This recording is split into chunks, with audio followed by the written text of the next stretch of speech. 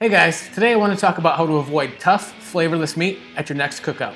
And lucky for you, I have an amazing saltwater brine that will really lock in the moisture on those leaner cuts of meat.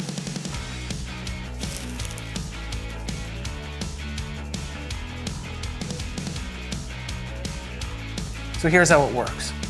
Fill a bag or container with water, salt, and any other herbs or seasonings you want your meat's flavor profile to take on.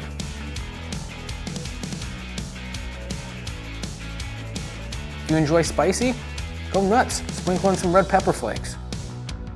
Drop your chicken into the brine, pop it in the fridge, and leave it to absorb as much of your brine as possible. 4 to 12 hours later, remove your meat from the brine, pat it dry, and season liberally with even more kosher salt.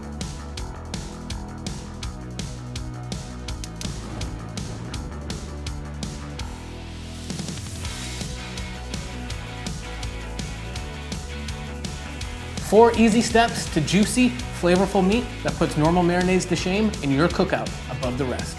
For more grill tips, recipes, and really cool stories, visit nexgrill.com or subscribe to our YouTube channel.